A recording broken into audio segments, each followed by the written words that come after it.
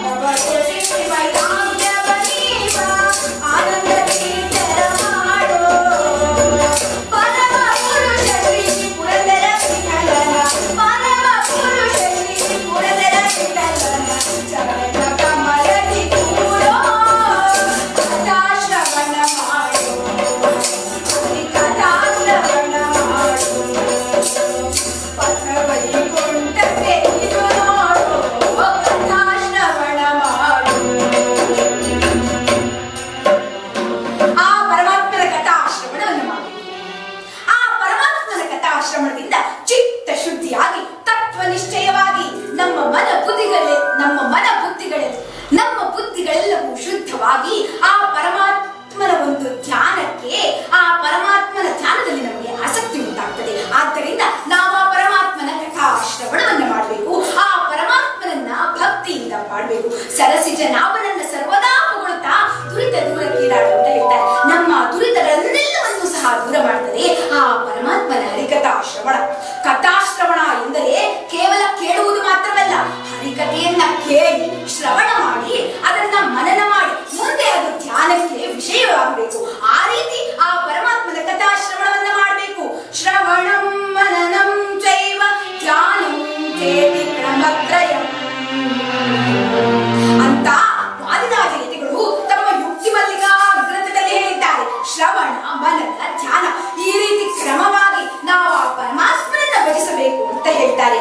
ಮುಂದೆ ಜ್ಞಾನ ಭಕುತಿ ವೈರಾಗ್ಯವನೇ ವನಮ ಆನಂದ ತೀರ್ಥರ ಮಾಡೋ,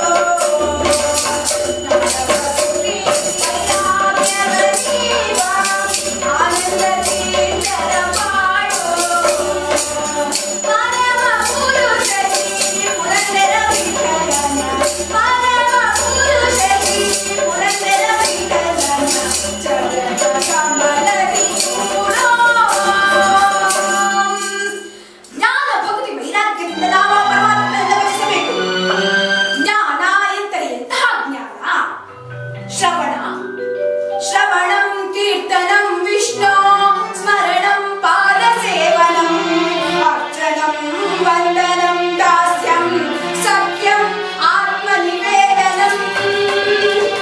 ಶ್ರವಣ, ಕೀರ್ತನ, ಸ್ಮರಣ, ಪಾದ ಸೇವನ, ಅರ್ಚನ, ವಂದನ, ದಾಸ್ಯ, ಸಖ್ಯ, ಆತ್ಮನಿವೇದನ ಈ ರೀತಿ ನವವಿಧ ಸ್ತುತಿಗಳಲ್ಲಿ ಮೊದಲೆರಡು ಭಕ್ತಿ ಮಾರ್ಗಗಳಾಗಿರ್ತಕ್ಕಂತಹ ಶ್ರವಣ ಮತ್ತು ಕೀರ್ತನೆ ಇವೆರಡನ್ನ ಜ್ಞಾನ ಭಕ್ತಿ ವೈರಾಗ್ಯಗಳಿಂದ ಮಾಡಬೇಕು ಅಂತ ಹೇಳ್ತಾರೆ. ಜ್ಞಾನ ಎಂದರೆ ಎಂತಹ ಜ್ಞಾನ? ಮಹಾತ್ಮ ಜ್ಞಾನ. ಮಹಾತ್ಮ ಜ್ಞಾನ ಪೂರಾಸ್ತು ಸದೃಢ ಸರ್ವತೋ ಅಧಿಕ ಸ್ನೇಹೋ ಭಕ್ತಿ ಅಂತ ಹೇಳ್ತಾರೆ.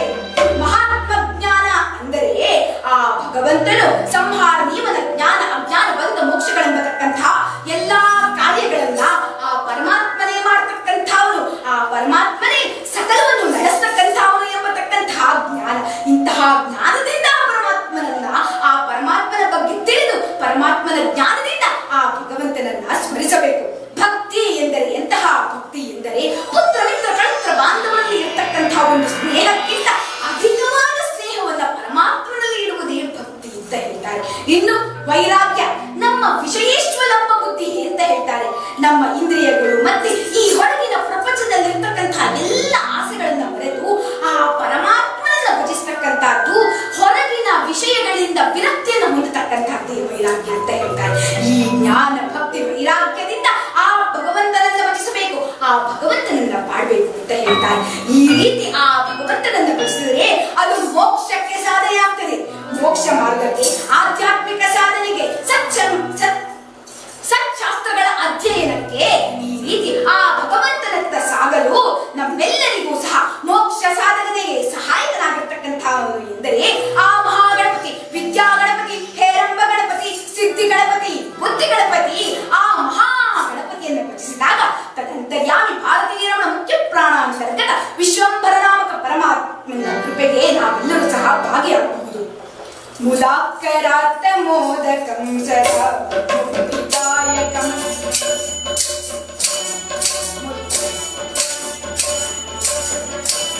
ಮುದಾಕರಾತ್ತ ಮೋದಕಂ ಸದಾ ಮುಕ್ತಿದಾಯಕಂ ಕಲಾಕರಾವತಂ ಸದಂ ನಮಾಮಿ ತಂ ವಿನಾಯಕಂ. ಜಯ ಗಣೇಶ ಜಯ ಗಣೇಶ ಜಯ ಗಣೇಶ ಪಾಹಿ ಮಾಂ.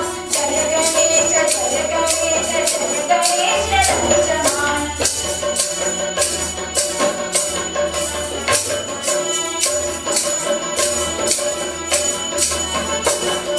ಜಯ ಗಣೇಶ ಜಯ ಗಣೇಶ ಜಯ ಗಣೇಶ ಪಾಹಿ ಮಾಂ. ಜಯ ಗಣೇಶ ಜಯ ಗಣೇಶ ಜಯ ಗಣೇಶ ರಕ್ಷ ಮಾಂ. ಜಯ ಗಣೇಶ ಪಾಹಿ ಮಾಂ. ಜಯ ಗಣೇಶ ರಕ್ಷ ಮಾಂ. बोलो श्री महागणपति की जय।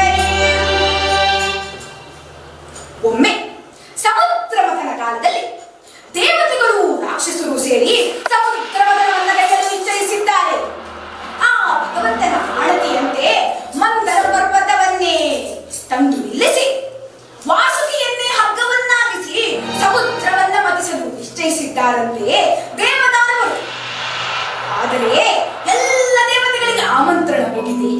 ಸತ್ಕಾರ್ಯಕ್ಕೆ, ಶುಭ ಕಾರ್ಯಗಳಿಗೆ, ಧರ್ಮ ಕಾರ್ಯಗಳಿಗೆ ಮೊದಲು ಆಹ್ವಾನಿಸಬೇಕಾಗಿರ್ತಕ್ಕಂಥ ಆ ಗಜಾನನ, ಆ ವಿಘ್ನ ನಿವಾರಕನನ್ನ ಆಮಂತ್ರಿಸಲು ಮರೆತ ಕಾರಣದಿಂದ ಮುಂದೇನು ವಿಘ್ನಗಳು ಉಂಟಾಗ್ತಾವೋ ಎಂಬ ಗಾಬರಿಯಿಂದ ದೇವತೆಗಳು ಶ್ರೀಮನ್ನಾರಾಯಣನನ್ನೇ ಸ್ತುತಿ ಮಾಡ್ತಾ ಇದ್ದಾರಂತೆ. ಹೇ ಪ್ರಭು, ನೀನೇ ನಮ್ಮನ್ನು ರಕ್ಷಿಸಬೇಕು ಅಂತ ಹೇಳಿ ಶ್ರೀಮನ್ನಾರಾಯಣನನ್ನ ಸ್ತುತಿಸುತ್ತಿದ್ದಾರೆ. ಆಗ ಆ ಮಹಾವಿಷ್ಣುವು ತಾನೇ ವಿಶ್ವಂಬರ ನಾಮಕನಾಗಿ ಗಜಾನನಾಗಿ ಆ ಗಣಪತಿಯಲ್ಲಿ ತಾನೇ ಇರತಕ್ಕಂಥವನು ಎಂಬುದನ್ನು ತೋರಿಸುವ ಸಲುವಾಗಿ ಬರ್ತಿದ್ದಾನಂತೆ. ಶುಕ್ಲಾಂ ಭರಧರಂ ವಿಷ್ಣುಂ ಶಶಿವರ್ಣಂ ಚತುರ್ಭುಜಂ ಪ್ರಸನ್ನವದನಂ ಧ್ಯಾಯೇತ್ ಸರ್ವವಿಘ್ನೋಪಶಾಂತಯೇ.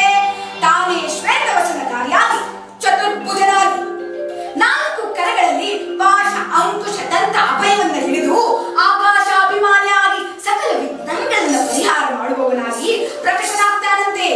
ಆಗ ಎಲ್ಲ ದೇವತೆಗಳು ಆ ಮಹಾವಿಷ್ಣುವನ್ನು ಸ್ತುತಿಸುತ್ತಿದ್ದಾರೆ, ಮಹಾವಿಷ್ಣು ಮಹಾಗಣಪತಿಯನ್ನು ಸ್ತುತಿಸುತ್ತಿದ್ದಾರೆ. ಆಗ ಓಡೋಡಿ ಬಂದಂತಹ ಗಜಾನನ ಆ ಭಗವಂತನ ಚರಣ ಕಮಲದಲ್ಲಿ ನನ್ನನ್ನು ಆಮಂತ್ರಿಸದ ಕಾರಣ ನಾನು ಬರಲಿಲ್ಲ ಎಂದಾಗ ಆ ಮಹಾವಿಷ್ಣುವು, ಮಗುವೇ, ಸತ್ಕಾರ್ಯಕ್ಕೆ, ಶುಭ ಕಾರ್ಯಗಳಿಗೆ ಅಡ್ಡಿ ಉಂಟು ಮಾಡಬಾರದು. ಯಾರು ದೈತ್ಯರಿರ್ತಾರೋ, ರಕ್ಕಸರಿರ್ತಾರೋ ಅಂತವರಿಗೆ ಮಾತ್ರ ವಿಘ್ನವನ್ನು ಕೊಡಬೇಕು. ನಿನ್ನ ಸ್ಥಾನಮಾನಕ್ಕೆ ಕೊರತೆ ಇದೆ ಎಂದು ಭಾವಿಸಬೇಡ. ನಿನ್ನಲ್ಲಿ ಸದಾ ನನ್ನ ವಿಶೇಷವಾದ ಸನ್ನಿಧಾನವಿರುತ್ತದೆ. ನಾನೇ ನಿನ್ನಲ್ಲಿರುತ್ತೇನೆ. ಅದರಲ್ಲೂ ವಿಶೇಷವಾಗಿ ಭಾದ್ರಪದ ಶುಕ್ಲ ಚತುರ್ಥಿಯಂದು ಅಂದಿನ ದಿನ ಯಾರು ನಿನ್ನನ್ನು ಪೂಜಿಸುತ್ತಾರೋ ಅವರಿಗೆ ನನ್ನ ಸಂಪೂರ್ಣ ಅನುಗ್ರಹವಿರುತ್ತದೆ ಎಂದು ಆ ಮಹಾವಿಷ್ಣುವೇ ಅಪ್ಪಣೆ ನಿಂತಿದ್ದಾನಂತೆ. ವಂದಿಸುವುದಾರಿಯಲಿ ಗಣನಾಥನ ಸಂದೇಹ ಸಲ್ಲ ಶ್ರೀಹರಿಯಾಜ್ಞೆಯಿದಗುಂಟು. ವಂದಿಸುವುದಾರಿಯಲಿ ಗಣನಾಥನ. ಸಂದೇಹ ಬೇಡ, ಶ್ರೀಹರಿಯೇ ಆಜ್ಞೆಯನ್ನಿಟ್ಟಿದ್ದಾನೆ. ಆದ್ದರಿಂದ ಪ್ರಪ್ರಥಮವಾಗಿ ಮೊದಲಿಗೆ ಆ ವಿಘ್ನೇಶ್ವರನಿಗೆ ನಮಿಸಬೇಕು, ಆ ಗಜಾನನನ್ನ ಸ್ಮರಿಸಬೇಕು. ಆ ಮಹಾವಿಷ್ಣುವೇ ಆಜ್ಞೆಯನ್ನಿಟ್ಟಿದ್ದಾನೆ. ವಿಘ್ನೇಶ್ವರನನ್ನ ಸ್ಮರಿಸದೆ ಯಾವುದೇ ಕಾರ್ಯವೂ ಸಹ ಫಲ ಕೊಡುವುದಿಲ್ಲ ಎಂಬತಕ್ಕಂತಹ ಒಂದು ಮಾತು ಸಹ ಇದೆ. ಹಾಗಿರುವಾಗ ಆ ಮಹಾಗಣಪತಿ ಮಹಾವಿಷ್ಣು ಶೈವರಿಗೂ ವೈಷ್ಣವರಿಗೂ ಸರ್ವರಿಗೂ ಪ್ರಿಯವಾದನು.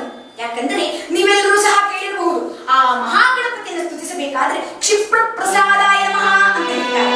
ಯಾವ ದೇವತೆಗಳು ಸಹ ಗಣಪತಿಯಷ್ಟು ಶೀಘ್ರವಾಗಿ ವರವನ್ನು ದಯಪಾಲಿಸುವುದಿಲ್ಲ.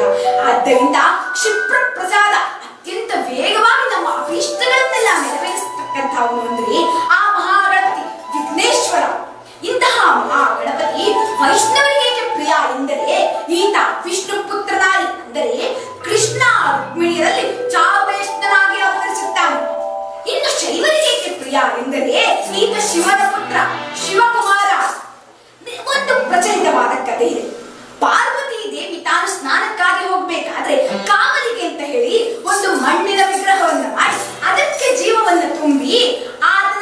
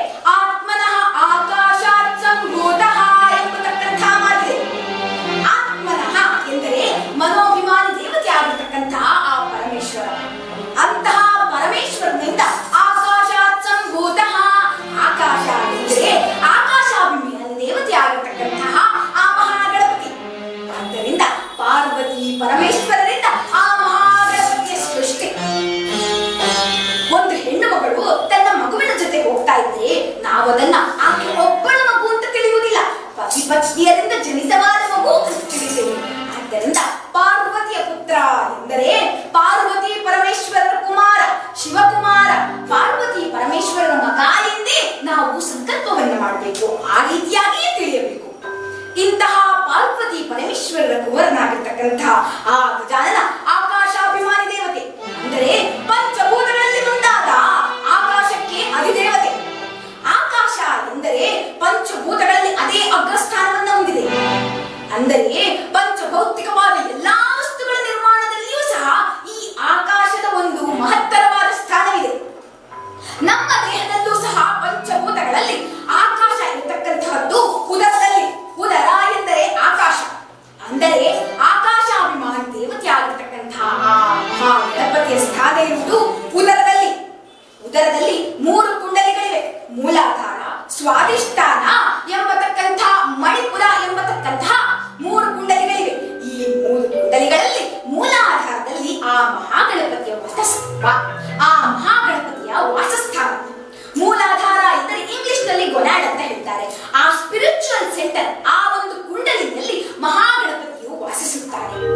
ಈ ಮೂಲಾಧಾರ ಸರ್ವಕ್ಕೂ ಸಹ ಬೇಕೇ ಬೇಕು. ಅಂದರೆ ಈ ಮೂಲಾಧಾರ ಊರ್ಧ್ವಮುಖವಾಗಿ ಚಲಿಸಿದರೆ ಅದು ಆಧ್ಯಾತ್ಮಿಕ ಸಾಧನೆಯಂತಹ ಸಾಗುತ್ತದೆ. ಅಂದರೆ ನಾವು ಭಗವಂತನನ್ನ ನಾಭಿ ಮಧ್ಯದಲ್ಲಿ ಸ್ತುತಿಸುವುದಿಲ್ಲ. ನಾಭಿಯಲ್ಲಿ ಗಣಪತಿ ಇದ್ದಾನೆ, ನಾವು ಆ ಭಗವಂತನನ್ನ ಹೃತ್ಕಮಲ ಮಧ್ಯದಲ್ಲಿ ಸ್ತುತಿಸುತ್ತೇವೆ. ಆದ್ದರಿಂದ ನಮ್ಮ ಸಾಧನೆಗಳೆಲ್ಲವೂ ಮೂಲಾಧಾರದಿಂದ ಊರ್ಧ್ವಮುಖವಾಗಿ ಚಲಿಸಬೇಕು. ಊರ್ಧ್ವಮುಖವಾದ ಸಾಧನೆ ಆದಾಗಲೇ ನಾವು ಆ ಭಗವಂತನನ್ನ ಕಾಣಬಹುದು. ಅದೇ ಸಾಧನೆ ಅಧೋಮುಖವಾಗಿ ಸಾಗಿದರೆ ಅದು ಕಾಮ ಪ್ರಚೋದನೆಯಾಗುತ್ತದೆ. ಆದ್ದರಿಂದ ಸಾಂಸಾರಿಕ ಜೀವನಕ್ಕೂ ಮತ್ತು ಆ ಭಗವಂತನ ಧ್ಯಾನಕ್ಕೂ ಆಧ್ಯಾತ್ಮಿಕತೆಗೂ ಸಹ ಈ ಗಣಪತಿಯ ಅನುಗ್ರಹ ಬೇಕೇ. ಆದ್ದರಿಂದಲೇ ನಾವು ಆ ಮಹಾಗಣಪತಿಯನ್ನು ಸ್ತುತಿಸಬೇಕು. ಆ ಪರಮಾತ್ಮನ ಕೃಪೆಗೆ ಭಾಗಿಯಾಗಲು ಮೋಕ್ಷ ಸಾಧನೆಗಾಗಿ ನಾವು ಆ ಮಹಾಗಣಪತಿಯ ಅನುಗ್ರಹವನ್ನು ಪಡೆಯಲೇಬೇಕು. ಇಂತಹ ಮಹಾಗಣಪತಿ ಹೊಟ್ಟೆಯಲ್ಲಿ ಸರ್ಪವನ್ನು ಬಿಗಿದಿದ್ದಾನೆ. ಇದು ಸಾಂಕೇತಿಕವಾಗಿ ಆ ಹೊಟ್ಟೆಯಲ್ಲಿರ್ತಕ್ಕಂತಹ, ಉದರದಲ್ಲಿರ್ತಕ್ಕಂತಹ ಕುಂಡಲಿಯನ್ನ, ಆ ಕುಂಡಲಿಯಲ್ಲಿರ್ತಕ್ಕಂತಹ ಸುಪ್ತ ಶಕ್ತಿಯನ್ನ ಜಾಗೃತಗೊಳಿಸುವ ಸಲುವಾಗಿ ಸರ್ಪವನ್ನು ಬಿಗಿದಿದ್ದಾನಂತೆ ಆ ಮಹಾಗಣಪತಿ.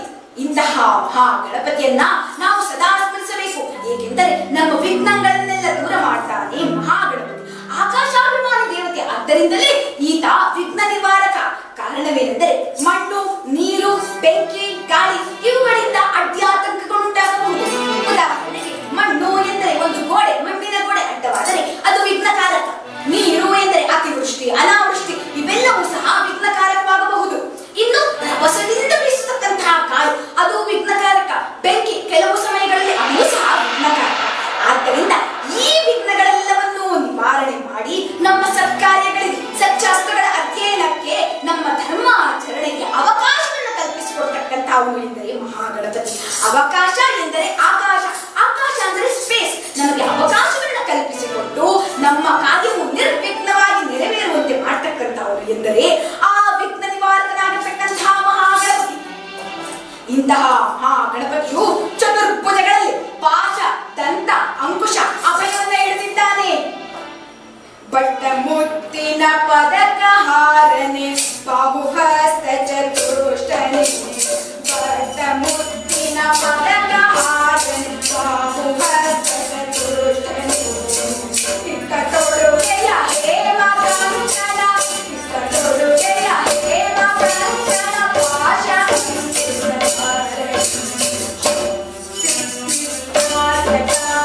ಶರಣು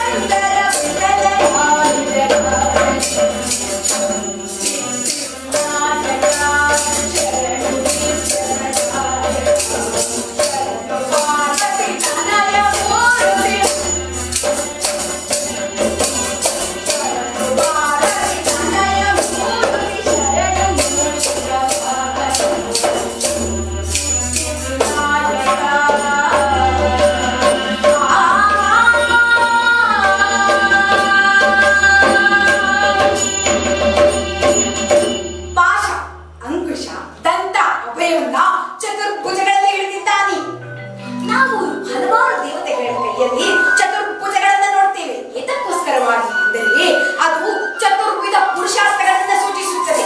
ಧರ್ಮ, ಅರ್ಥ, ಕಾಮ, ಮೋಕ್ಷ ಎಂಬ ಚತುರ್ವಿಧ ಪುರುಷಾರ್ಥಗಳು ವಿಷ್ಣುವಿನ ಕರದಲ್ಲಿ ಶಂಖ, ಚಕ್ರ, ಗದಾ, ಪದ್ಮಗಳು. ಅಂತೆಯೇ ಈ ಮಹಾಗಣಪತಿಯ ಕರದಲ್ಲಿ ಚತುರ್ಭುಜಗಳಲ್ಲಿ ಪಾಶ, ಅಂಕುಶ, ದಂತ, ಅಭಯಹಸ್ತ. ಇಲ್ಲಿ ಪಾಶ ಎಂದರೆ ಧರ್ಮದ ಪಾಶವನ್ನು ಹಿಡಿದಿದ್ದಾನೆ ಮಹಾಗಣಪತಿ. ಧರ್ಮದ ಪಾಶ ಎಂದರೆ ನಾವು ಧರ್ಮವನ್ನ ಮೀರಿ ನಡೆಯುವಂತೆ, ಅಧರ್ಮದತ್ತ ಸಾಗದಂತೆ ನಮ್ಮನ್ನ ಧರ್ಮ ಮಾರ್ಗಕ್ಕೆ ಎಳೆದೊಯ್ಯುವಂತಹ ಧರ್ಮದ ಪಾಶವನ್ನ ಹಿಡಿದಿದ್ದಾನೆ ಆ ಮಹಾಗಣಪತಿ. ಇನ್ನು ದಂತ, ದಂತ ಎಂದರೆ ಶ್ರೀ, ಶ್ರೀ ಎಂದರೆ ಅರ್ಥ, ಅರ್ಥ ಎಂದರೆ ದುಡ್ಡು. ಆ ದುಡ್ಡಿನಿಂದ ನಮಗೆ ಮದ ಬರುವ ಸಾಧ್ಯತೆ ಇರುತ್ತದೆ. ಆ ದುಡ್ಡಿನಿಂದ ಬರ್ತಕ್ಕಂಥ ಮದವನ್ನ ನಿಗ್ರಹ ಮಾಡ್ತೇನೆ ಎಂಬುದನ್ನ ಸಾಂಕೇತಿಕವಾಗಿ ತೋರಿಸುವುದು. ಈಗ ಯಾಕಾದ್ರೂ ಅಹಂಕಾರ ಇದ್ರೆ ನಾವು ಇದನ್ನ ಹಲ್ಲು ಮುರಿಬೇಕು ಅಂತ ಹೇಳ್ತೇವೆ. ಅಂತೆಯೇ ಸಾಂಕೇತಿಕವಾಗಿ ನನ್ನ ಹಲ್ಲನ್ನು ತಾನೇ ಮುರಿದು, ಅಂದರೆ ಅಹಂಕಾರವನ್ನ ಮುರಿಯಬೇಕು, ಅಹಂಕಾರವನ್ನ ನಿಗ್ರಹ ಮಾಡಬೇಕು, ಆ ಅಹಂಕಾರವನ್ನ ಇತಿಮಿತಿಯಲ್ಲಿ ಇಟ್ಕೊಳ್ಬೇಕು ಎಂಬುದನ್ನ ಸೂಚಿಸುವ ಸಲುವಾಗಿ ಅರ್ಥವು ಅನರ್ಥವಾಗದಂತೆ ಕೈಯಲ್ಲಿ ದಂಡವನ್ನ ಹಿಡಿದಿದ್ದಾನೆ ಮಹಾಗಣಪತಿ. ಮತ್ತೊಂದು ಹಸ್ತದಲ್ಲಿ ಅಂಕುಶ. ಮದವೇಂದ ಆನೆಯನ್ನ ಪಳಗಿಸಲು ಅಂಕುಶವನ್ನ ಹೇಗೆ ಮಾವುತನು ಹಿಡಿತಾನೋ ಅಂತೆಯೇ ನಮ್ಮನ್ನ ಕಾಮದಿಂದ ನಿಗ್ರಹ ಮಾಡಲು, ಅವೆಲ್ಲವೂ ಸಹ ನಿಯಂತ್ರಣದಲ್ಲಿ ಇರುವಂತೆ ನೋಡಿಕೊಳ್ಳುವ ಸಲುವಾಗಿ ಅಂಕುಶವನ್ನ ಹಿಡಿದಿದ್ದಾನೆ ಮಹಾಗಣಪತಿ.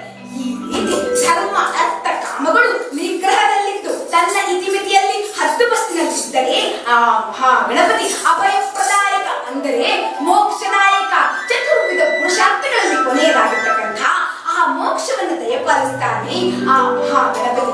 ಆದ್ದರಿಂದ ನಾವು ಆ ಮಹಾಗಣಪತಿಯನ್ನ ಸದಾ ಸ್ಮರಿಸಬೇಕು.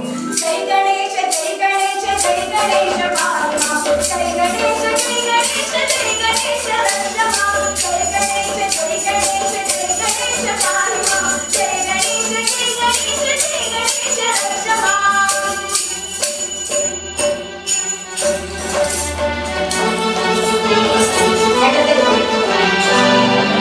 ಜೈ ಗಣೇಶ, ಜೈ ಗಣೇಶ, ಜೈ ಗಣೇಶ ಪಾಹಿಮ, ಜೈ ಗಣೇಶ, ಜೈ ಗಣೇಶ, ಜೈ ಗಣೇಶ ರಕ್ಷಮ.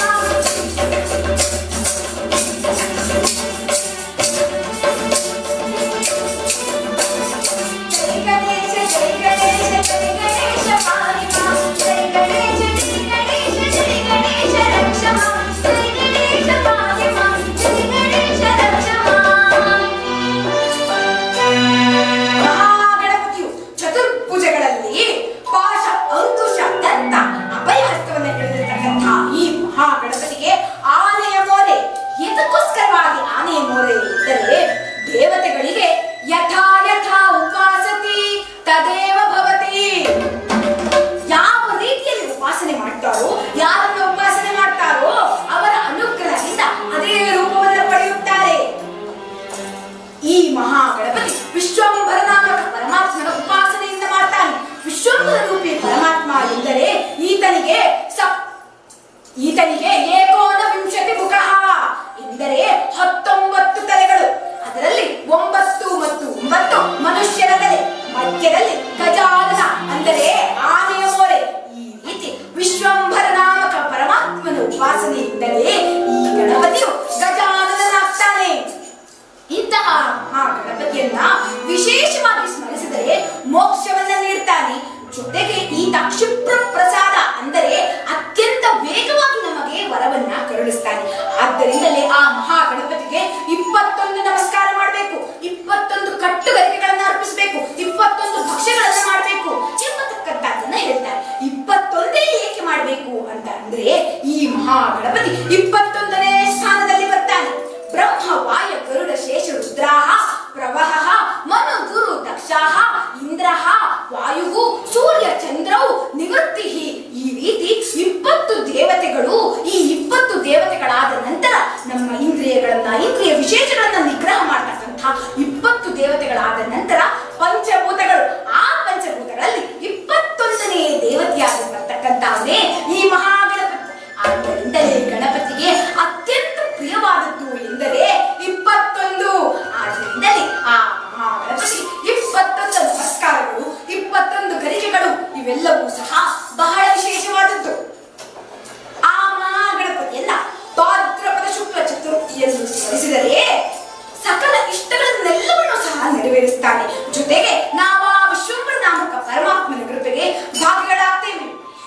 ಆದರೆ ಈ ಭಾದ್ರಪದ ಚತುರ್ಥಿಯಂದು ಚಂದ್ರ ದರ್ಶನವನ್ನ ಮಾಡಬಾರದು ಎಂಬತಕ್ಕಂತಹ ಒಂದು ನಿಯಮವಿದೆ.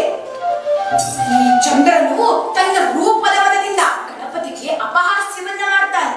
ಆಗ ಗಣಪತಿ ಒಂದು ಶಾಪವನ್ನ ಕೊಡ್ತಾನೆ. ಯಾರು ಭಾದ್ರಪದ ಚತುರ್ಥಿಯಂದು ನಿನ್ನ ದರ್ಶನವನ್ನ ಮಾಡ್ತಾರೋ ಅಂತವರು ಮಿಥ್ಯಾಪವಾದಕ್ಕೆ ಗುರಿಯಾಗುತ್ತಾರೆ. ಮಿಥ್ಯಾಪವಾದ ಎಂದರೆ ತಪ್ಪೇ ಮಾಡದ ತಪ್ಪಿಗೆ ಅಪವಾದ. ಇಂತಹ ಅಪವಾದದಿಂದ ತಪ್ಪಿಸಿಕೊಳ್ಳಲು ನಾವು ಆ ಗಣೇಶನನ್ನ ಜೊತೆಗೆ ಸಮಂತಕೋಪಾಖ್ಯಾನ ಎಂಬ ಕಥೆಯ ಒಂದು ಶ್ರವಣವನ್ನ ಮಾಡಬೇಕು. ಆಗ ನಮಗೆ ಬಂದಿರತಕ್ಕಂತಹ ಮಿಥ್ಯಾಪವಾದಗಳು ದೂರಾಗಿ ಆ ಗಣಪತಿಯ ಒಂದು ಅನುಗ್ರಹಕ್ಕೆ ಪಾತ್ರರಾಗುತ್ತೇವೆ.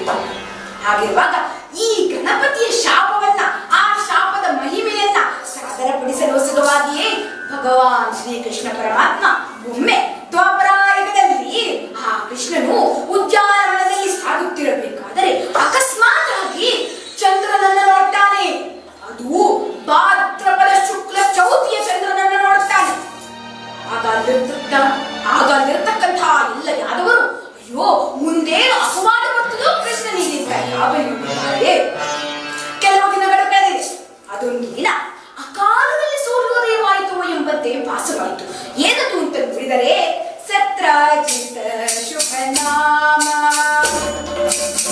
ಸತ್ರಾಜಿತ ಶುಭನಾಮ ಸೂರ್ಯೋಪಾಸಕ ಅವನು ಕ್ಷೇಮ, ಸೂರ್ಯೋಪಾಸಕ ಅವನು ಕ್ಷೇಮ, ಸತ್ರಾಜಿತ ಶುಭನಾಮ. ಆಸೀತ್ ಸತ್ರಾಜಿತ ಸೂರ್ಯೋ ಭಕ್ತಸ್ಯ ಪರಮಸಖ.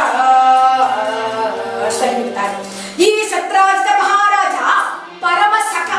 ಯಾರ ಪರಮಸಖ ಎಂದರೆ ಸೂರ್ಯನ ಪರಮಸಖ. ಈತ ಸೂರ್ಯನ ಮಹಾಭಕ್ತ.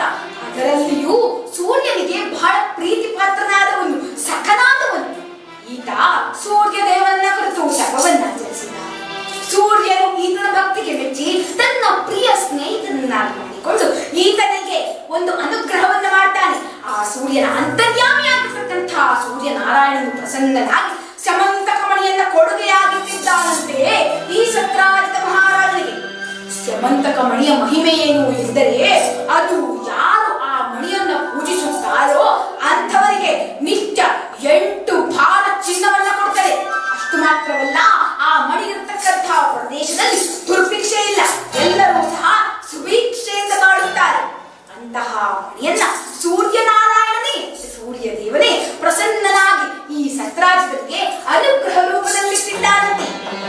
ಈ ಮಣಿಯನ್ನ ಕೊರಳಲ್ಲಿ ಧರಿಸಿಕೊಂಡು ದ್ವಾರಕಾವತಿಗೆ ಬರುತ್ತಿದ್ದಾನೆ ಸತ್ರಾಜಿತ ಮಹಾರಾಜ. ಆತನ ಕೊರಳಲ್ಲಿರ್ತಕ್ಕಂತಹ ಪ್ರಕಾಶವನ್ನು ನೋಡಿ ಅಕಾಲದಲ್ಲಿ ಸೂರ್ಯೋದಯವಾಯಿತು ಎಂಬಂತೆ ಭಾಸವಾಗುತ್ತಿದೆ.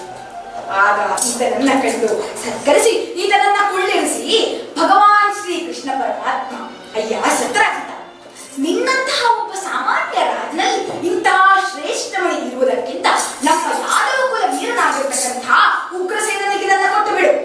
ಆಗ ನಮ್ಮ ಇಡೀ ನಾಡು ಸುಭಿಕ್ಷವಾಗಿರುತ್ತದೆ ಎಂದು ಆಜ್ಞೆಯನ್ನು ಮಾಡ್ತಾನೆ. ಆದರೆ ಲೋಭದಿಂದ ಸತ್ರಾಜಿತ ಪರಮಾತ್ಮನ ಮಾತನ್ನ ಧಿಕ್ಕರಿಸಿ ಆ ಮಣಿಯನ್ನು ತೆಗೆದುಕೊಂಡು ಹೊರಗೆ ಬಿಟ್ಟ. ಈ ಪರಮಾತ್ಮನ ವಸ್ತುವೇ, ಪರಮಾತ್ಮನೇ ಕರುಣಿಸಿದ್ದ ಆ ವಸ್ತುವನ್ನ ಪರಮಾತ್ಮನಿಗೆ ಕೊಡುವುದಿಲ್ಲ ಎಂದರೆ ಎಂತಹ ಒಂದು ಸ್ವಾರ್ಥ ಬುದ್ಧಿ. ನಾವು ಸಹ ಅಷ್ಟೇ, ಆ ಪರಮಾತ್ಮನೇ ನಮಗೆ ಈ ಶರೀರವನ್ನು ದಯಪಾಲಿಸಿದ್ದಾನೆ. 2 ಕಣ್ಣು, 2 ಕೈ, 2 ಕಿವಿ ಇವೆಲ್ಲವನ್ನು ಸಹ ದಯಪಾಲಿಸಿದ್ದಾನೆ. ಪರಮಾತ್ಮನ ಮಾತನ್ನೇ ಧಿಕ್ಕರಿಸಿ ಎದ್ದು ನಡೆದಿದ್ದಾನೆ ಈ ಸತ್ರಾಜಿತ. ನೋಡಿ, ಆ ಪರಮಾತ್ಮನೇ ಕೊಟ್ಟಿರ್ತಕ್ಕಂತಹ ವಸ್ತು ಅದನ್ನೇ ಪರಮಾತ್ಮನಿಗೆ ಕೊಡಲಿಕ್ಕೆ ಸ್ವಾರ್ಥ ಬುದ್ಧಿಯನ್ನು ತೋರಿಸ್ತೇವೆ. ಪರಮಾತ್ಮನೇ ನಮಗೂ ಸಹ ಈ ಶರೀರವನ್ನ ಕೊಟ್ಟಿರ್ತಕ್ಕಂಥದ್ದು, ಈ ಐಶ್ವರ್ಯವನ್ನ ಕೊಟ್ಟಿರ್ತಕ್ಕಂಥದ್ದು. 2 ಕಣ್ಣು, 2 ಕೈ, 2 ಕಿವಿ ಇದನ್ನೆಲ್ಲವನ್ನು ಸಹ ಆ ಪರಮಾತ್ಮ ಕೊಟ್ಟಿದ್ದಾನೆ. ಆದರೆ ನಾವು ಇದರ ಸದುಪಯೋಗವನ್ನು ಮಾಡಬೇಕು. ಇದರ ಮೂಲಕ ತನ್ಮೂಲಕ ಆ ಭಗವಂತನನ್ನ ಧ್ಯಾನಿಸಬೇಕು. ನೋಡಿ, ಒಂದು ಉದಾಹರಣೆಯನ್ನು ನೀಡುವುದಾದ್ರೆ, ಕಡು ಬಡವನೊಬ್ಬ ತಿನ್ನಕ್ಕೂ ಗತಿ ಇಲ್ಲದೆ ಇರತಕ್ಕಂಥವನು ಅನಪತ್ಯ ಕಾಲದಲ್ಲಿ, ಅನಗತ್ಯ ಕಾಲದಲ್ಲಿ, ಅತ್ಯಂತ ಒಂದು ಬಡತನದ ಕಾಲದಲ್ಲಿ ಅನ್ನಕ್ಕೋಸ್ಕರವಾಗಿ ಇನ್ನೇನು ಗತಿಯೇ ಇಲ್ಲ ಅಂದಾಗ ದೇವರ ಮನೆಯಲ್ಲಿ ಇಟ್ಟಿರ್ತಕ್ಕಂಥ ದುಡ್ಡಿನಲ್ಲಿ ಒಂದು 10 ರೂಪಾಯಿ ತೆಗೆದುಕೊಂಡ ಅನ್ಕೊಳ್ಳಿ. ಆ 10 ರೂಪಾಯಿಯನ್ನ ಬೇಡದೇ ಇರೋದಕ್ಕೆ ವೆಚ್ಚ ಮಾಡ್ತಾರಾ? ಇಲ್ಲ, ಅದನ್ನ ಜೋಪಾನವಾಗಿ ಯಾವುದಕ್ಕೋಸ್ಕರವಾಗಿ ತೆಗೆದಿದ್ದಾನೋ ಅದಕ್ಕೋಸ್ಕರವಾಗಿಯೇ ಖರ್ಚು ಮಾಡಿ ತದನಂತರದಲ್ಲಿ ಅದಕ್ಕೆ ಸೇರಿಸಿ ನಾವು ಆ ಹಣವನ್ನ ಹಿಂದಿರುಗಿಸ್ತೇವೆ. ಹಾಗಾದ್ರೆ ದೇವರ ದುಡ್ಡನ್ನು ನಾವು ಎಷ್ಟು ಜೋಪಾನವಾಗಿ ನೋಡ್ಕೊಳ್ತೀವೋ ಅದೇ ರೀತಿ ದೇವರು ಕೊಟ್ಟಿರ್ತಕ್ಕಂತಹ ಶರೀರವನ್ನ ಅಷ್ಟೇ ಜೋಪಾನವಾಗಿ ನಾವು ಬಳಸಬೇಕು. ದೇವರು 2 ಕಣ್ಣುಗಳನ್ನ ಕೊಟ್ಟಿದ್ದಾನೆ, ಆ ಪರಮಾತ್ಮನ ದರ್ಶನವನ್ನ ಮಾಡ್ಕೋ, ಪರಮಾತ್ಮನನ್ನ ಕಾಣುವತ್ತ ಸಾಗು ಅಂತ ಹೇಳಿ. 2 ಕಿವಿಯನ್ನ ಕೊಟ್ಟಿದ್ದಾನೆ, ಕಥಾಶ್ರವಣವನ್ನು ಮಾಡು, ಸಚ್ಚಾಸ್ತ್ರಗಳ ಶ್ರವಣವನ್ನು ಮಾಡು, ಪ್ರವಚನಗಳನ್ನ ಕೇಳು, ಒಳ್ಳೆಯ ವಿಚಾರಗಳನ್ನ ಕೇಳು ಅಂತ ಹೇಳಿ. ಬಾಯನ್ನ ಕೊಟ್ಟಿದ್ದಾನೆ ಮಾತನಾಡಲಿಕ್ಕೆ, ಒಳ್ಳೆಯ ವಿಚಾರಗಳನ್ನಾಡು, ಕೀರ್ತನೆಯನ್ನ ಮಾಡು, ಆ ಪರಮಾತ್ಮನ ನಾಮ ಸ್ಮರಣೆಯನ್ನ ಪಾಡು ಅಂತ ಹೇಳಿ ನಮಗೆ ಮಾತಾಡುವ ಶಕ್ತಿಯನ್ನ ಕೊಟ್ಟಿದ್ದಾನೆ ಆ ಭಗವಂತ. ನೋಡಿ, ಇದೆಲ್ಲವನ್ನ ಕಾಣಿಸಿರ್ತಕ್ಕಂತಹ ಆ ಪರಮಾತ್ಮನಿಗೆ ನಾವು ಎಷ್ಟು ಆಭಾರಿಯಾಗಿರ್ಬೇಕು. ಪ್ರತಿನಿತ್ಯ ನಮ್ಮ ಉಸಿರಿಗೆ ಉಸಿರಾಗಿ ನಮ್ಮ ಆತ್ಮದಲ್ಲಿ ಅಂತರಾತ್ಮವಾಗಿ ನಮ್ಮನ್ನ ನಾವು ಆಡ್ತಕ್ಕಂತಹ ಮಾತುಗಳನ್ನ ಆಡಿಸ್ತಾನೆ, ನಾವು ನುಡಿತಕ್ಕಂತಹ ನುಡಿಗಳನ್ನು ನುಡಿಸ್ತಾನೆ, ನಾವು ಏನ್ ನಡೀತೀವಿ ಅದನ್ನೆಲ್ಲ ನಡೆಸ್ತಕ್ಕಂತಾನೆ ಆ ಭಗವಂತ. ಹಾಗಿರುವಾಗ ನಾವು ಆ ಭಗವಂತನಿಗೆ ಎಷ್ಟು ಆಭಾರಿಯಾದರೂ ಸಹ ಸಾಲದು. ಇದನ್ನೇ ದಾಸರು ನರ ಜನ್ಮ ಬಂದಾಗ ನಾಲಿಗೆ ಇರುವಾಗ, ನರ ಜನ್ಮ ಬಂದಾಗ ನಾಲಿಗೆ ಇರುವಾಗ ಬಾರದೆ, ನರ ಜನ್ಮ ಬಂದಾಗ ನಾಲಿಗೆ ಇರುವಾಗ ಬಾರದೆ, ಮಲಗಿಟ್ಟು ಮೈ ಮುರಿದು ಏನು ಕೃಷ್ಣ ಎನ್ನಬಾರದೆ, ಮಲಗಿಟ್ಟು ಮೈ ಮುರಿದು ಏನು ಕೃಷ್ಣ ಎನ್ನಬಾರದೆ, ನಿತ್ಯ ಸುಳಿದಾಡುತ್ತ ಮನೆಯೊಳಗೊಮ್ಮೆ, ನಿತ್ಯ ಸುಳಿದಾಡುತ್ತ ಮನೆಯೊಳಗೊಮ್ಮೆ ಕೃಷ್ಣ ಎನ್ನಬಾರದೆ, ನರ ಜನ್ಮ ಬಂದಾಗ ನಾಲಿಗೆ ಕೃಷ್ಣ ಎನ್ನಬಾರದೆ, ನರಜನ್ಮ ಬಂದಾಗ ನಾಲಿಗೆ ಇರುವಾಗ ಕೃಷ್ಣ ಎನ್ನಬಾರದೆ ಅಂತ ಹೇಳ್ತಾರೆ. ಕೃಷ್ಣ ಕೃಷ್ಣ ಕೃಷ್ಣ ಎಂದು 3 ಬಾರಿ ನೀರು ಸಂತುಷ್ಟನಾಗಿ ಮುಗುತಿ ಕೊಟ್ಟು ಮಿಕ್ಕಬಾರದು ಅಂತ ಹೇಳ್ತಾರೆ. ಹಾಗಿರುವಾಗ ಈ ಕೊಟ್ಟಿರ್ತಕ್ಕಂತಹ ಬಾಯಿಯಿಂದ ನರಜನ್ಮವಿರುವಾಗ ನಾವು ಆ ಭಗವಂತನನ್ನ ಕಾಣಬೇಕು. ಆ ಪರಮಾತ್ಮ ನಮಗೆ ಚಿತ್ತ ಶಕ್ತಿ ಅಂದರೆ ಯೋಚನೆಯನ್ನ ಮಾಡ್ತಕ್ಕಂತಹ ಯೋಚನಾ ಶಕ್ತಿಯನ್ನ ಕೊಟ್ಟಿದ್ದಾನೆ. ಯಾವ ಪ್ರಾಣಿಗೂ ಈ ಶಕ್ತಿಯನ್ನ ಕೊಟ್ಟಿಲ್ಲ, ಅಂತಹ ವಿಶೇಷವಾದ ಶಕ್ತಿಯನ್ನ ಕೊಟ್ಟಿದ್ದಾನೆ. ಮಾನವ ಜನ್ಮ ದೊಡ್ಡದು, ಅದನ್ನ ಹಾಳು ಮಾಡಿದ ಹುಚ್ಚಪ್ಪಗಳಿಲ್ಲ ಅಂತ ಹೇಳ್ತಾರೆ. ಹಾಗಿರುವಾಗ 84 ಲಕ್ಷ ಜೀವರಾಶಿಗಳಲ್ಲಿ ಶ್ರೇಷ್ಠವಾಗಿರ್ತಕ್ಕಂತಹ ಈ ನರಜನ್ಮವಿರುವಾಗ, ನಾಲಿಗೆ ಇರುವಾಗ ಆ ಪರಮಾತ್ಮ ನಮ್ಗೆ ಇಷ್ಟೆಲ್ಲ ಕಾಣಿಸಿರ್ಬೇಕಾದ್ರೆ ನಾವು ಆ ಭಗವಂತನನ್ನು ನೀಡಬೇಕು, ಆ ಪರಮಾತ್ಮನನ್ನ ಭಕ್ತಿಯಿಂದ ಮಾಡಬೇಕು. ಈ ಸತ್ರಾಜಿತ ಮಹಾರಾಜ ಸ್ವಯಂ ಪರಮಾತ್ಮನೇ ನೀಡಿರ್ತಕ್ಕಂತಹ ವಸ್ತುವನ್ನ ಪರಮಾತ್ಮನಿಗೆ ಕೊಡಲು ಲೋಭತ್ವದ ಬುದ್ಧಿಯನ್ನ, ಸ್ವಾರ್ಥದ ಬುದ್ಧಿಯನ್ನ ತೋರುತ್ತಿದ್ದಾನೆ. ಅದನ್ನ ನೇರವಾಗಿ ತೆಗೆದುಕೊಂಡು ಬಂದು ದೇವರ ಮನೆಯಲ್ಲಿ ಇರಿಸಿ ಬ್ರಾಹ್ಮಣರನ್ನ ಕರೆಸಿ ಅದಕ್ಕೆ ನಿತ್ಯ ಪೂಜೆಯನ್ನ ಮಾಡ್ತಿದ್ದಾನಂತೆ. ಅದು ಈ ಸತ್ರಾಜಿತನ ತಮ್ಮನಾಗಿರ್ತಕ್ಕಂತಹ ಪ್ರಸೇನ ಈ ಸ್ಯವಂತಕ ಮಣಿಯನ್ನ ಅಣ್ಣನಿಗೆ ತಿಳಿಯದಂತೆ ಸ್ಯವಂತಕ ಮಣಿಯನ್ನ ಧರಿಸಿಕೊಂಡು ಕಾಡಿಗೆ ಬೇಟೆಗಾಗಿ ಬಂದಿದ್ದಾನಂತೆ. ಅಶೌಚಿಯಲ್ಲಿ ಆ ಮಣಿಯನ್ನ ಧರಿಸಿದ್ದಂತಹ ಕಾರಣದಿಂದಾಗಿ ಜೊತೆಗೆ ಪರಮಾತ್ಮನನ್ನೇ ಧಿಕ್ಕರಿಸಿದ ಕಾರಣವೂ ಹೌದು. ಇವೆರಡರ ಫಲವಾಗಿ ಧರಿಸಿರ್ತಕ್ಕಂತಹ ಆ ಪ್ರಸೇನನಿಗೆ ಎದುರಾಗಿದೆಯಂತೆ ಸಿಂಹ. ಆ ಸಿಂಹವು ಈ ಪ್ರಸೇನನ ರಕ್ತ ಮಾಂಸ ಖಂಡಗಳನ್ನು ಸೀಳಿ ಆ ಪ್ರಸೇನನನ್ನು ಸಂಹಾರ ಮಾಡಿ ಇದನ್ನು ಕೊರಲಿದ್ದಂತಹ ಸ್ಯವಂತಕ ಮಣಿಯನ್ನು ಕಸಿದುಕೊಂಡಿದೆ. ಅದು ಮುಂದೆ ಮುಂದೆ ಮುಂದೆ ಸಾಗುತ್ತಿದ್ದರೆ ಆ ಸಿಂಹಕ್ಕೆ ಎದುರಾಗಿದೆಯಂತೆ ಮಹಾನ್ ಭಾವನಾಗಿರ್ತಕ್ಕಂತಹ ಜಾಂಬವಂತ. ಜಾಂಬವಂತ ಎಂದರೆ ಇಂಥ ಅಂತಿಂತವನಲ್ಲ, ಶ್ರೇಷ್ಠನಾದ ಮಹಾನುಭಾವ. ತ್ರೇತಾಯುಗದಲ್ಲಿ ಕೃತಯುಗದಿಂದಲೂ ಇರತಕ್ಕಂತಹ ಆ ಜಾಂಬವಂತ ಅತ್ಯಂತ ಆ ಪರಮಾತ್ಮನ ದೊಡ್ಡ ಭಕ್ತ. ಕೃತಯುಗದಲ್ಲಿ ತ್ರಿವಿಕ್ರಮಾವತಾರದಲ್ಲಿಯೂ ಸಹ ಆ ಭಗವಂತನ ಸೇವೆಯನ್ನ ಮಾಡಿರ್ತಾನೆ, ಭಗವಂತನ ಭಕ್ತಿಯನ್ನ ಮಾಡಿರ್ತಾನೆ. ತ್ರೇತಾಯುಗದಲ್ಲಂತೂ ಸೀತಾನ್ವೇಷಣೆಗೆ ಜೊತೆಗೆ ಸದಾ ರಾಮನ ಸಂಗಡವೇ ಇದ್ದು ಆ ರಾಮನ, ಆ ಪರಮಾತ್ಮನ, ಆ ವಿಷ್ಣುವಿನ ಸೇವೆಯನ್ನ ಮಾಡಿರ್ತಾನೆ. ಅಂತಹ ಶ್ರೇಷ್ಠ ಬಲಶಾಲಿ ಆಗಿರ್ತಕ್ಕಂತಹ ಜಾಂಬವಂತ ಇದೀಗ ದ್ವಾಪರ ಯುಗದಲ್ಲಿ ಆ ಸಿಂಹದ ಕೊರಳಿನಲ್ಲಿರ್ತಕ್ಕಂತಹ ಆ ಸಿಂಹ ಕಸಿದುಕೊಂಡು ಬಂದಿರತಕ್ಕಂತಹ ಆ ಸ್ಯವಂತಕ ಮಣಿಯನ್ನ ಸಿಂಹದ ಜೊತೆಗೆ ಹೋರಾಡಿ ಬಲಶಾಲಿಯಾದ ಆ ಜಾಂಬವಂತ ಸಿಂಹವನ್ನ ಸಂಹಾರ ಮಾಡಿ ಆ ಮಣಿಯನ್ನು ತೆಗೆದುಕೊಂಡು ನೇರವಾಗಿ ತನ್ನ ಗುಹೆಲ್ಲವೂ ಅಂಧಕಾರಮಯವಾಗಿತ್ತು. ಆದರೆ ಈ ಸಮಂತಕ ಮಣಿಯ ಪ್ರಕಾಶದಿಂದಾಗಿ ಇಡೀ ಗುಹೆ ಪ್ರಕಾಶಮಾನವಾಗಿದೆಯಂತೆಯೇ. ಆ ಮಣಿಯನ್ನ ತೆಗೆದುಕೊಂಡು ಬಂದು ತನ್ನ ಮಗಳಾಗಿರ್ತಕ್ಕಂತಹ ಜಾಂಬವತಿ ಇಟ್ಟಿದ್ದಾನೆ ಈ ಮಹಾನ್ ಭಾವನಾಗಿರ್ತಕ್ಕಂತಹ ಜಾಂಬವಂತ. ಇತ್ತ ದ್ವಾರಕಾವತಿಯಲ್ಲಿ ಏನಾಗಿದೆ ಎಂದರೆ ಒಂದು ಸುದ್ದಿ ಹಬ್ಬಿದೆಯಂತೆ.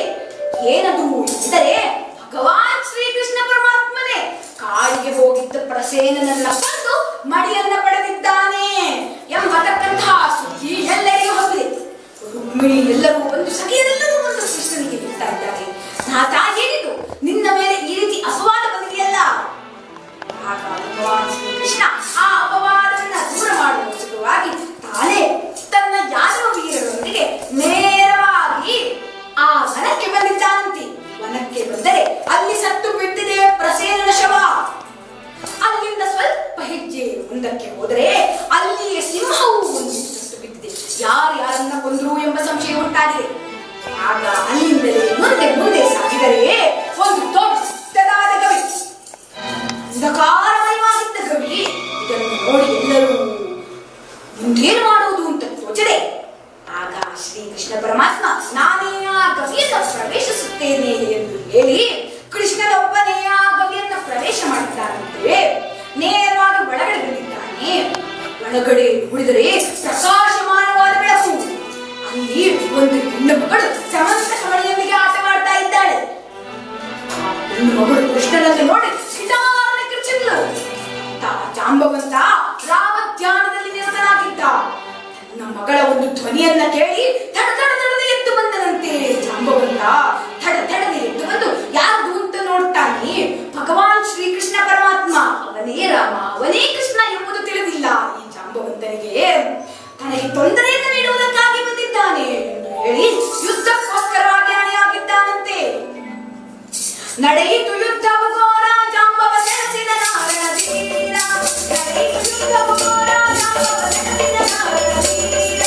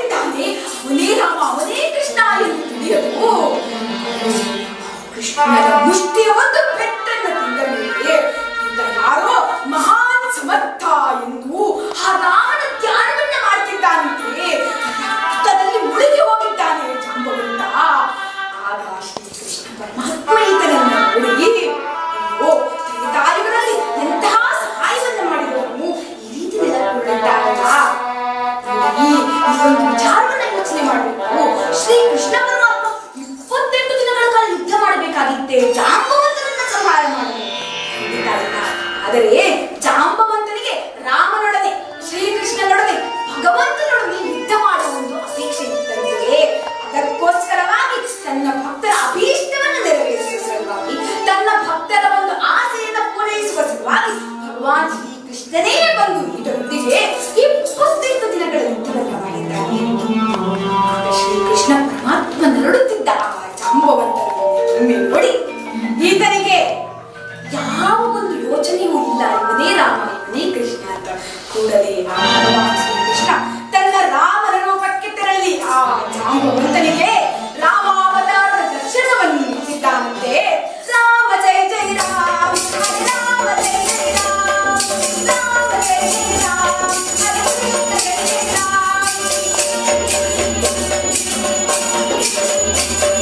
ರಾಮ ಜಯ ಜಯ ರಾಮ, ಹರೇ ಕೃಷ್ಣ ಜಯ ಜಯ ರಾಮ, ರಾಮ ಜಯ ಜಯ ರಾಮ, ರಾಮ ಜಯ ಜಯ ರಾಮ, ರಾಮ ಜಯ ಜಯ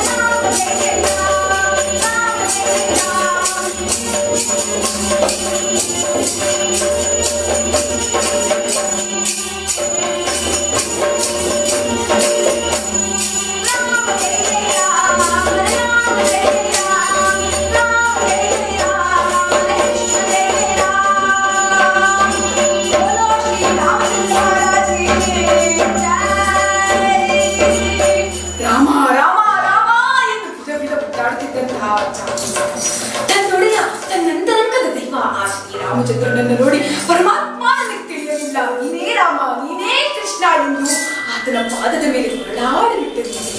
ಆಗ ಶ್ರೀ ರಾಮಚಂದ್ರ ಭಗವಾನ್ ಶ್ರೀಕೃಷ್ಣ ತನ್ನ ಅಮೃತ ಹಸ್ತದಿಂದ ಈತನನ್ನು ಸ್ಪರ್ಶಿಸಿದರೆ ಕೇವಲ ಆ ಒಂದು ಪರಮಾತ್ಮನ ನೋಟವೇ ಸಾಕು, ಆ ಜಾಂಬವಂತ ಮತ್ತೆ ನವತಾರುಣ್ಯವನ್ನ ಹೊಂದಿದ್ದಾನೆ, ಮತ್ತೆ ಬಲಶಾಲಿ ಆಗಿರುತ್ತಾನೆ. ಆಗ ಆ ಜಾಂಬವಂತನು ಆ ಸಮಂತಕ ಮಣಿಯನ್ನ ಕೃಷ್ಣ ಪರಮಾತ್ಮನಿಗೆ ಹಿಂತಿರುಗಿಸಿಕೊಟ್ಟು ಜೊತೆಗೆ ತನ್ನ ಮಗಳಾಗಿರ್ತಕ್ಕಂತಹ ಜಾಂಬವತಿಯನ್ನ ಆ ಶ್ರೀಕೃಷ್ಣ ಪರಮಾತ್ಮನಿಗೆ ವಿವಾಹ ಮಾಡಿಕೊಟ್ಟಿದ್ದಾನಂತೆ. ಆ ಮಹಾನುಭಾವನಾಗಿರ್ತಕ್ಕಂತಹ ಜಾಂಬವಂತ, ಈ ಜಾಂಬವತಿ ಎಂದರೆ ಷಣ್ಮಹಿಷಿಯರಲ್ಲಿ ಒಬ್ಬಳು. ಅನಾದಿ ಕಾಲದಿಂದಲೂ ಸಹ ಭಗವಂತನ ಪತ್ನಿ. ಈಕೆಯಲ್ಲಿ ಲಕ್ಷ್ಮಿಯ ವಿಶೇಷವಾದ ಸಾನ್ನಿಧ್ಯಾನಂತೆ, ಈಕೆಯಲ್ಲಿ ಲಕ್ಷ್ಮಿಯ ವಿಶೇಷವಾದ ಸಾನ್ನಿಧ್ಯವಿದೆ. ಆದ್ದರಿಂದಲೇ ಆ ಜಾಂಬವತಿ ಷಣ್ಮಹಿಷಿಯರಲ್ಲಿ ಒಬ್ಬಳಾಗಿರ್ತಕ್ಕಂತಹ ಜಾಂಬವತಿ ಶ್ರೀಕೃಷ್ಣನನ್ನ ವಿವಾಹವಾಗಿದ್ದಾಳಂತೆ. ಆದರೆ ದ್ವಾರಕಾ ನಗರದಲ್ಲಿ ಏನಾಗಿದೆ ಎಂದರೆ ಯಾದವ ವೀರರು ಬಂದಿದ್ರಲ್ಲ 7 ದಿನಗಳ ಕಾಲ ಕಾದರು. ಆದರೆ ಕೃಷ್ಣನು ಹಿಂತಿರುಗಲಿಲ್ಲ ಅಂತ ಹೇಳಿ ಇವರು ದ್ವಾರಕೆಗೆ ಹಿಂತಿರುಗಿ ಶ್ರೀಕೃಷ್ಣನು ಹತನಾಗಿದ್ದಾನೆ ಎಂದು ಭಾವಿಸಿದ್ದಾರೆ.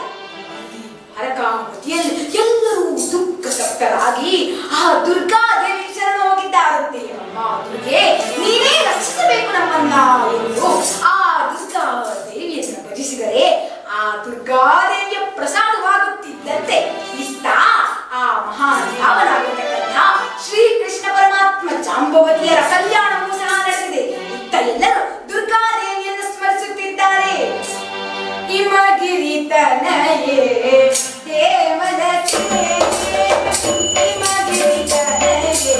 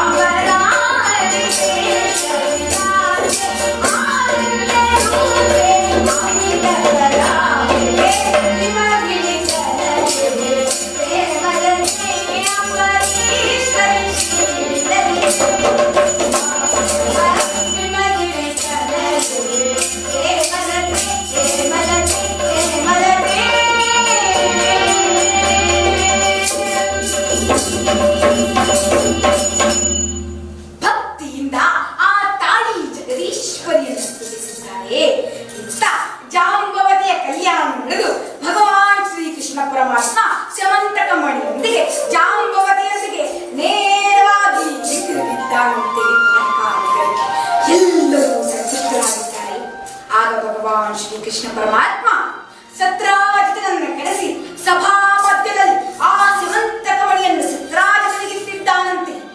ಆಗ ನಾಚಿದಂತಹ ಸತ್ರಾಜಿತ ತನ್ನ ತಪ್ಪಿನ ಅರಿವಾಗಿಯೇ ಪರಮಾತ್ಮನಿಗೆ ನಮಸ್ಕಾರವನ್ನು ಮಾಡಿ ಪ್ರಾಯಶ್ಚಿತ್ತವಾಗಿ ತನ್ನ ಮಗಳಾಗಿರ್ತಕ್ಕಂಥ ಸತ್ಯಭಾಮಾದೇವಿಯನ್ನು ಸಹ ಆ ಭಗವಾನ್ ಶ್ರೀಕೃಷ್ಣನಿಗೆ ಕೊಟ್ಟು ವಿವಾಹ ಮಾಡಿದ್ದಾನಂತೆ. ಸಿಮಂತ ಕವಣಿಯೊಂದಿಗೆ ಕನ್ಯಾಮಣಿಯನ್ನು ಸಹ ದಾನವಾಗಿ ಕೊಟ್ಟಿದ್ದಾನೆ ಸತ್ರಾಜಿತ ಮಹಾರಾಜ.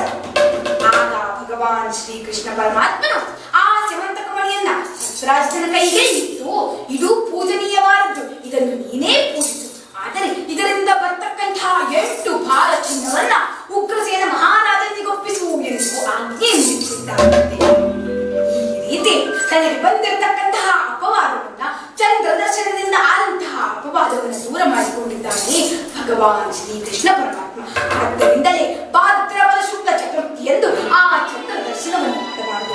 ಒಂದು ವೇಳೆ ಮಾಡಿದರೂ ಸಿಂಹ ಪ್ರಸೇನ ಮವದಿ ಸಿಂಹೋ ಜಾಂಬವತಾಹತಃ ಸುಕುಮಾರಕ ಮಾನೋದಿ ತಮಕೇಶ ಸಮಂತಕಂ ಎಂಬ ಶ್ಲೋಕವನ್ನ ಪಠನ ಮಾಡಬೇಕು. ಸಮಂತಕೋಪಾಖ್ಯಾನವನ್ನು ಕೇಳಬೇಕು. ಆ ಭಗವನ ಅನುಗ್ರಹಕ್ಕೆ ಪಾತ್ರ ಆಗಬೇಕು. ಇದನ್ನೇ ಕನಕದಾಸರು ಎಷ್ಟು ಸುಂದರವಾಗಿ ವರ್ಣಿಸಿದ್ದಾರೆಂದರೆ, ನಮ್ಮಮ್ಮ ಶಾರದೆ ಉಮಾ ಮಹೇಶ್ವರಿ ನಮ್ಮಮ್ಮ ಶಾರದೆ ಉಮಾ ಮಹೇಶ್ವರಿ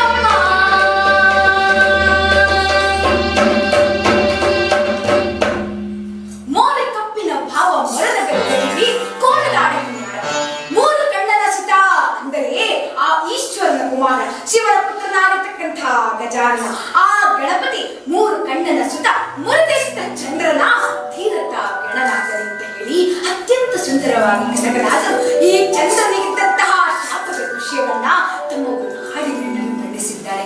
ಹಾಗಿರುವಾಗ ಈ ಸಮಂತಕೋಪಾಖ್ಯಾನದ ಕಥೆಯನ್ನು ಶ್ರವಣ ಮಾಡಿದವರಿಗೆ, ಜೊತೆಗೆ ಆ ಮಹಾಗಣಪತಿಯ ಒಂದು ಧ್ಯಾನವನ್ನು ಮಾಡಿದವರಿಗೆ, ಆ ಮಹಾಗಣಪತಿಯ ಬಗ್ಗೆ ತಿಳಿದವರಿಗೆ, ಆ ಮಹಾಗಣಪತಿಯನ್ನು ಸ್ತುತಿಸಿದವರಿಗೆ ಆ ಮಹಾಗಣಪತಿಯು ವಿಘ್ನೇಶ್ವರನು ಸಕಲ ವಿಘ್ನಗಳನ್ನು ಕಳೆದು ಸರ್ವರಿಗೂ ಸಹ ಮಂಗಳವನ್ನು ಉಂಟು ಮಾಡಲು ಈ ಹರಿಕಥೆಯಲ್ಲಿ ಲೋಪದೋಷಗಳಿದ್ದರೆ ಕ್ಷಮಿಸಬೇಕೆಂದು ಕೋರುತ್ತಾ ಆ ವಿಘ್ನೇಶ್ವರನು ಸರ್ವರಿಗೂ ಶುಭವನ್ನುಂಟು ಮಾಡಲಿ.